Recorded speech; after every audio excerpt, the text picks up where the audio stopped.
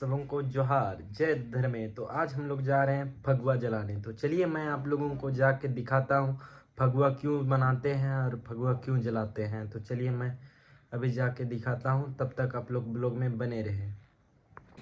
तो हम लोग पहुँच चुके हैं फगुआ दहन स्थल के पास और देखिए यहाँ सभी अंकल लग गए हैं लकड़ी इकट्ठा करने में। इधर देखिए, देखो इसमें हम लोग फगुआ जलाने के लिए क्या क्या डाल रहे हैं। देखो इसमें लकड़ी सब डाल रहे हैं, देखो झाड़ी उड़ी डाल रहे हैं। देखो ये सब लकड़ी है ना। हाँ देखो इधर अंकल लोग डाल रहे हैं ना। यहाँ हमारे पहान जी के द्वारा निग नियम किया जा रहा है, देखिए।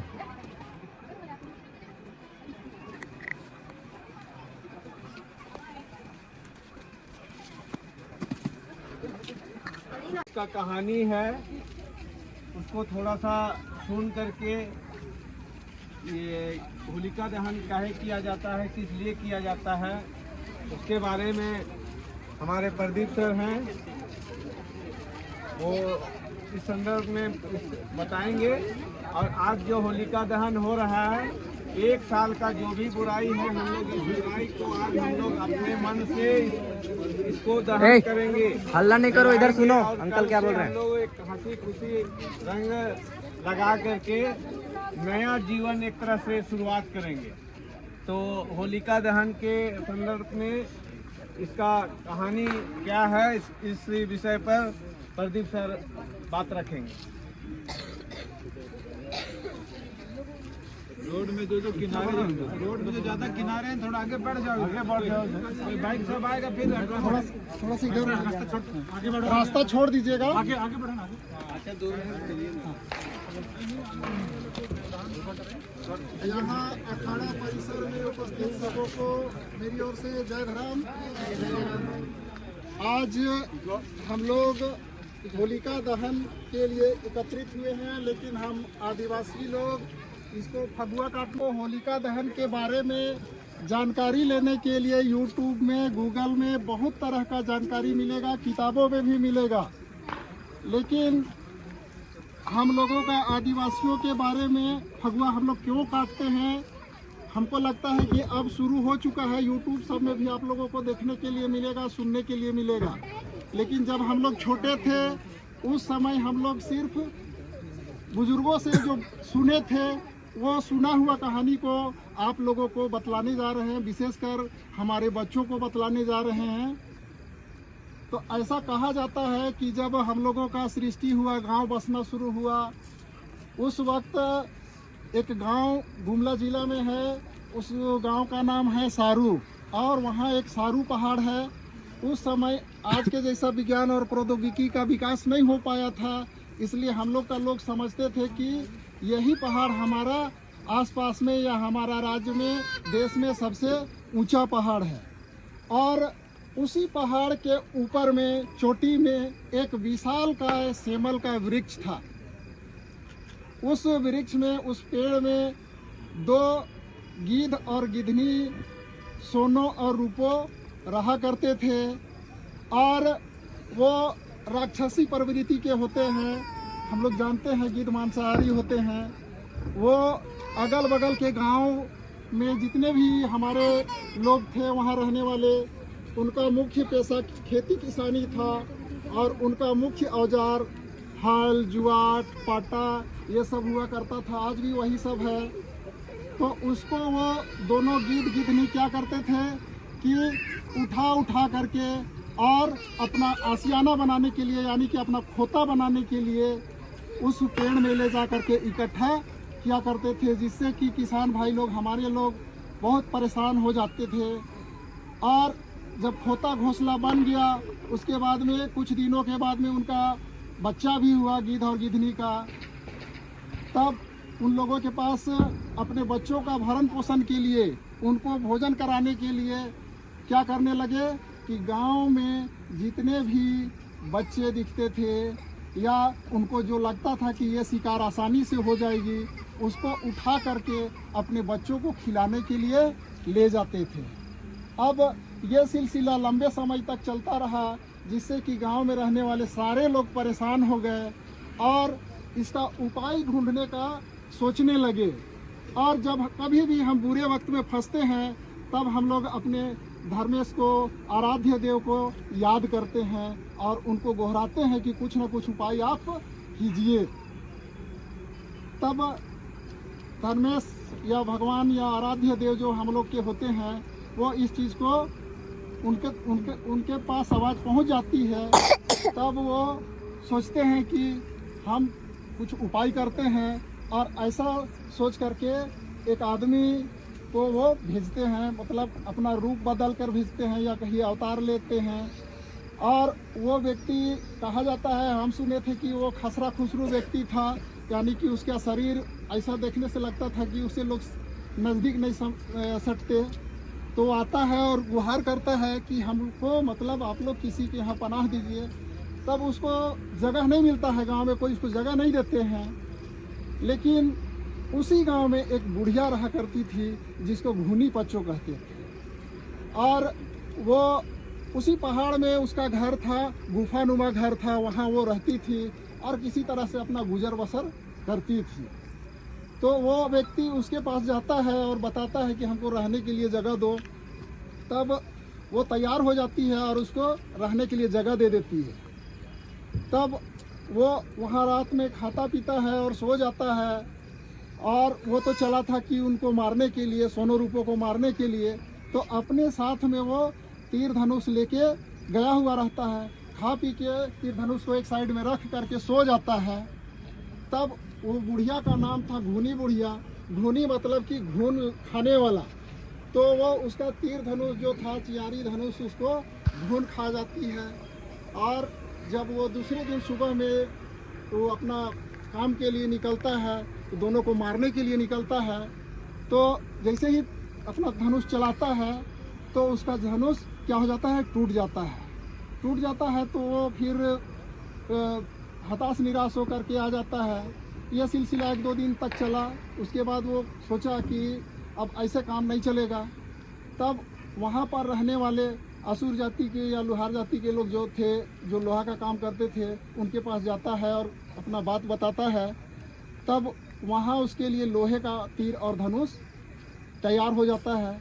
उसको फिर वो ले करके आता है उसी घूनी बुढ़िया के घर में, और खा पी करके फिर तीर धनुष को एक साइड में रख करके और सो जाता है। तब बुढ़िया फिर पहले तो घून खा चुकी होती है उसका तीर धनुष को, फिर वो जाती है उसको नष्ट करने के लिए।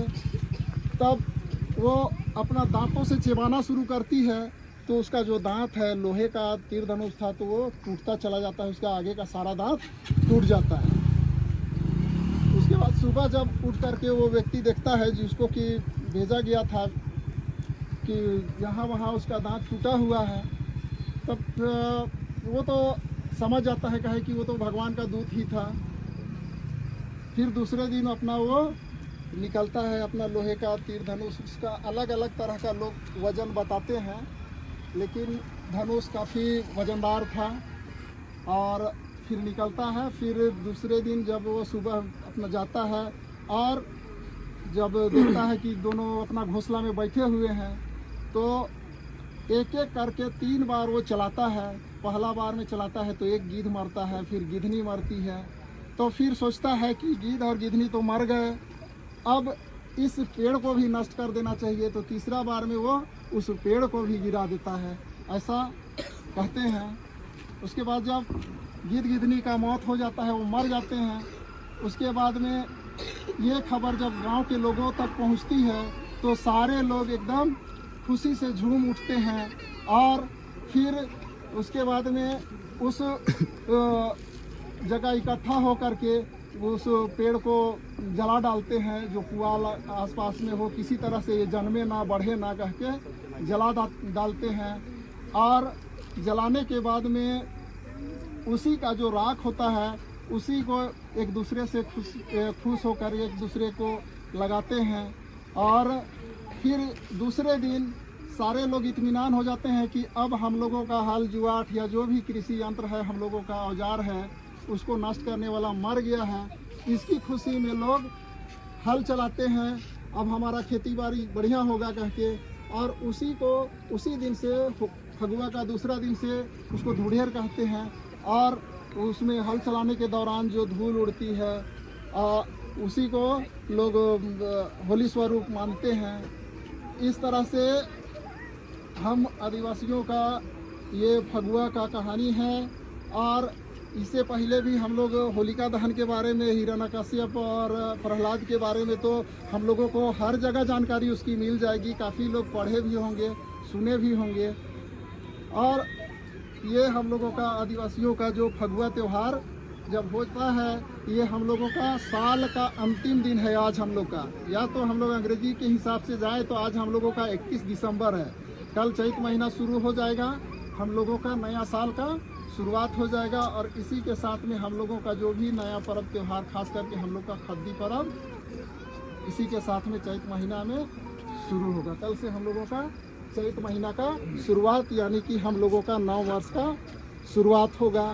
तो इस तरह से कहा जा सकता है कि हर समय जो भी अच्छाई का जीत हुआ है, बुराई का हार हुआ है। और इसको हम लोग इस तरह से भी कह सकते हैं कि सोनो रूपो गिद्धि का जो आतंक था लोगों के बीच में, उस आतंक का अंत आज के ही दिन, यानी कि फागुन पूर्णिमा के दिन ही हुआ। तब से हम लोग फगुआ काटना शुरू किए हैं और गुड़हेर मनाना शुरू किए हैं। और बदलते सामाजिक परिप्रेक्ष्य में हम लोग होली भी मनाना शुरू कर दिए हैं। तो यही है फगुआ के बारे में। जितना हम जानते थे, जितना हम सुने हैं, उतना हम आप लोगों के बीच में शेयर किए, है ना।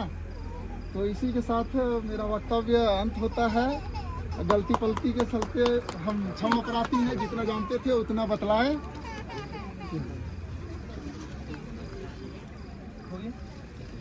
चलिए, हाँ, कहानी इस तरह से समाप्त हुआ। अब होलिका दहन शुरू होगी, फगुआ जलेगा, फिर कटेगा।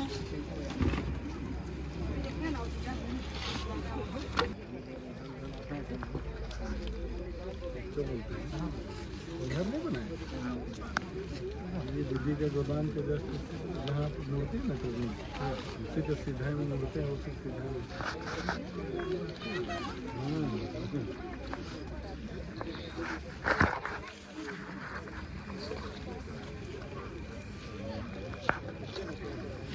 इसको नीचे डालिए।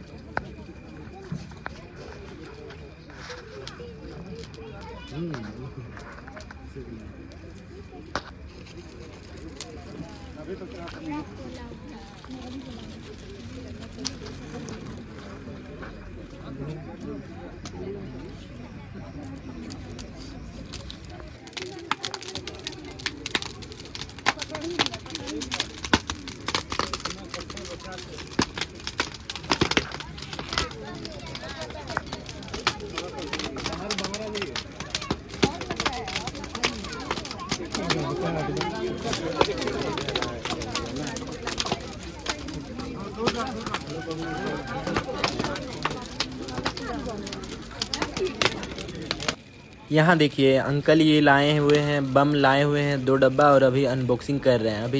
अभी इसको जलाएंगे, उसके बाद देखिएगा ऊपर जाके आवाज़ करेगा, किस तरह से आवाज़ करता है। और पूरा रंग बिरंगा है। देखिए अब फूटना स्टार्ट भी हो चुकी है।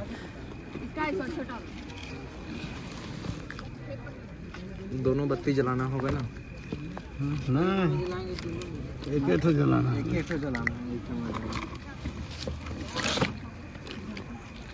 पेपर को हटा दीजिए। नहीं, वो आपने फोड़ दिया।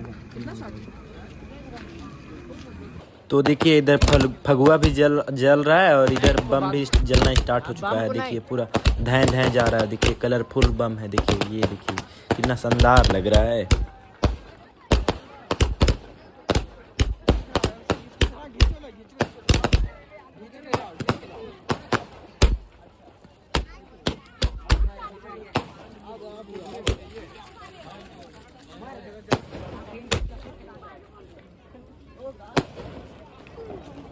जलाएं, माचिस देंगे। खत्म हो गया। उसको फेंको उसमें। थोड़ा उधर कर चलो चलाओ चलाओ चलाओ।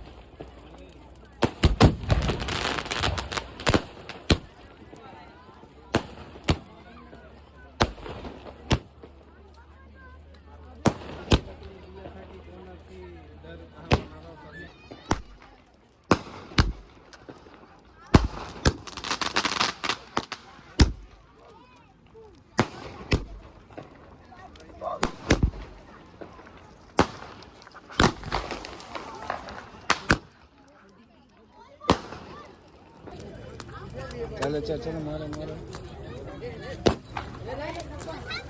वैसे नहीं रहे, इससे करो। तुम बनाओ ना।